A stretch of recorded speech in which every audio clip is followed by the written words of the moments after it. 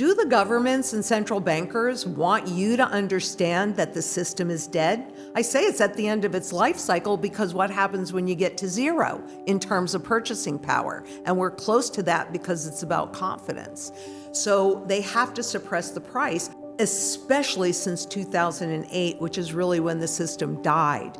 And now what we have is it's all about the flow of funds and trading. Okay, there's momentum in the spot gold and silver contracts. Let's rush in there, and they pushed it up. And with gold, there is a finite amount of it, whether it's been pulled out of the ground or it's still in the ground. So you just divide all the gold by all the debt by all the gold, and that gives you the true fundamental value, which is somewhere around, I don't know, 38,000, 40,000.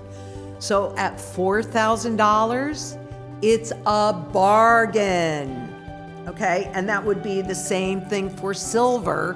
It's really worth somewhere around 1,800. Financial analyst Lynette Zaing argues that the current monetary system has reached the end of its life cycle as decades of currency debasement continue eroding purchasing power. According to Zang, gold and silver prices remain disconnected from their true fundamental value because paper markets and speculative trading dominate short-term price action. She believes that if global debt were measured against the world's available gold, the implied valuation could be dramatically higher than current market prices, making today's precious metals appear significantly undervalued. Zang maintains that physical gold and silver remain essential stores of wealth during periods of financial instability, rising debt, and declining confidence in fiat currencies. As concerns over the global monetary system grow, she believes long-term investors should focus on owning real assets rather than relying solely on paper-based financial markets. Now we present the clips from Lynette Zaing's interview. Subscribe now. Metal Moves for daily updates on precious metals, economic trends, and wealth-building opportunities. Stay ahead of the financial shift and never miss a market-moving alert. We are at the end of the currency's life cycle, and you don't take my word for anything. You know my favorite website is the FRED, F-R-E-D, which is the Federal Reserve Education Department.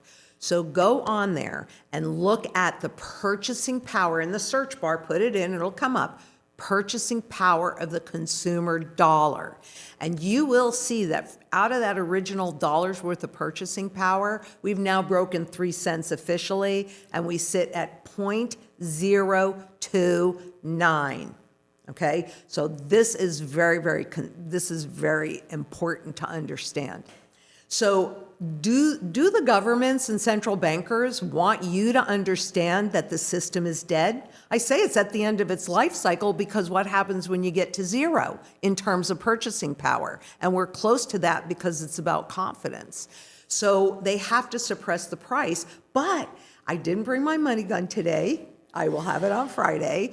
But it's all of the money that they've created, especially since 2008, which is really when the system died. And now what we have is it's all about the flow of funds and trading, okay? This is not an investing market. This is a gambling casino market. And so with all of this money that's sloshing around and these contracts, it is so easy for, okay, there's momentum in the spot gold and silver contracts. Let's rush in there, and they pushed it up. It doesn't mean that gold and silver is not worth that amount of money. I'll come back to that in a second.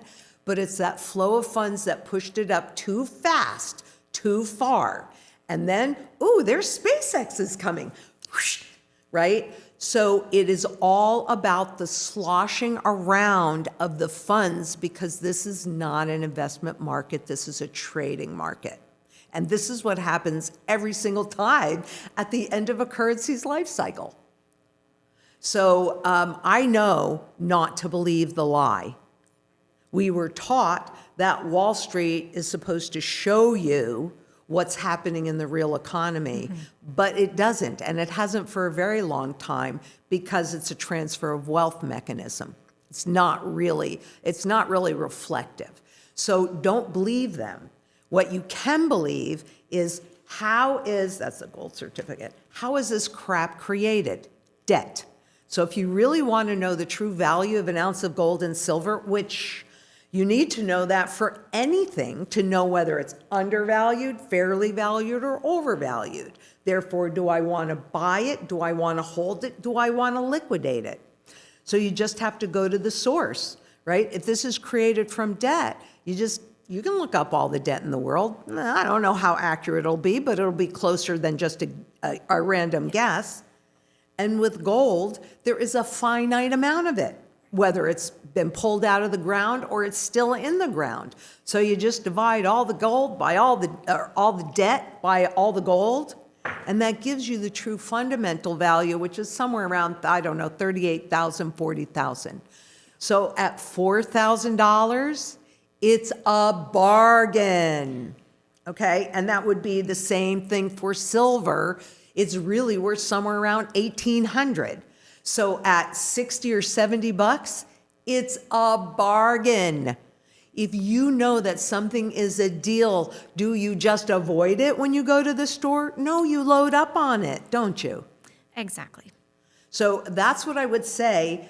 Thank Wall Street very much, because what are the central bankers doing? Buying the most gold ever in history.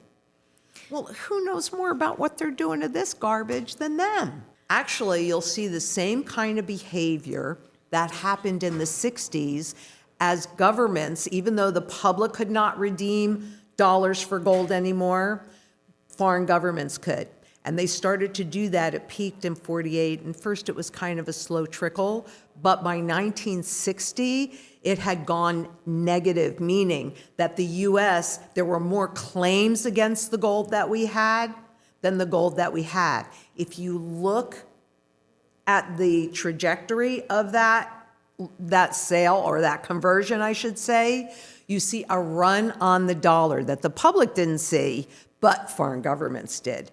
I see exactly the same thing with treasuries starting in 2013 amongst our biggest buyers, which are what? China and Japan were the biggest buyers of our treasury bonds. And when you look at it, they didn't just suddenly stop buying our treasuries. That started in 2013. So there's already a run on the dollar. The stable coin is perhaps an attempt to create another artificial market for dollars because they're backed by dollars and backed by treasuries. So now, just like it was in 1913 to 1914, where they converted sound money into corporate debt, the stable coins can be issued by Amazon and Visa and MasterCard. So tell me the difference between a corporation manipulating you or a central bank, which is also a private corporation manipulating you. Different name, same goal. None of it good. All for the corporations. How do you like this K-shaped economy? Financial analyst Lynette Zaing believes the global monetary system is approaching the end of its currency cycle as purchasing power continues to erode under decades of debt expansion. She argues that central banks are accumulating record amounts of physical gold while paper markets distort the true value of precious metals through speculative trading. According to Zang, comparing total global debt to the limited supply of gold and silver suggests both metals remain significantly undervalued despite recent price gains. She also points to declining foreign demand for U.S. treasuries and rising central bank gold purchases as evidence of a long-term shift away from fiat currencies. In her view, physical gold and silver remain essential tools for preserving wealth during a period of monetary transition and growing financial uncertainty. Let's get back to the interview. Exactly, to your point. Oh, the treasuries, the interest rates on the treasuries have gone up, so the spot gold contract goes down. Now, this is free to anybody to use it. Stock Charts is stockcharts.com, and you can go in to do a relative performance chart. So you pull up spot gold and you pull up the spot dollar, and you can look at them relative to each other. Now, they were designed intentionally. This is not my opinion, this is a fact. When they created the spot market in the 70s, they said that their goal was to create a large enough paper market to discourage people from holding the physical because now they could hold the contract, right? And that's really what's happening today. But if you look longer term, short term, yes, you see if the dollar goes up, you'll see the spot gold contract go down. But they're still printing debt, aren't they? And so that means that that fundamental value, that 38,000, is actually higher. The more debt they grow, the more true value this stuff has. And so you might say to me, but Lynette, the spot market. Well, it started in January, I noticed it, in January of 2025, where all of a sudden affordability matters. Supply and demand is mattering more. We're seeing the premiums in the East, right? Because the spot markets, well, they did what they were designed to do. They created a huge paper market and a much smaller physical market, except what people also miss. This goes to everything. I counted 36 different physical users globally of physical silver and 33 different users of physical gold globally. That means that these two, sound money, have more functionality and more demand. And if demand goes down a little bit over here, it goes up over here. You look at this stuff or cryptos, how many areas are they used in? What is their functionality? So they get you to work for what they're controlling. Work for their debt. That's disgusting to me. It is hard to conceptualize, which is why I work so hard at my craft to get better and better and better so that they can see it. But unfortunately, and I believe this has already happened, number one, we are definitely in the melt-up phase in terms of those intangible assets, right?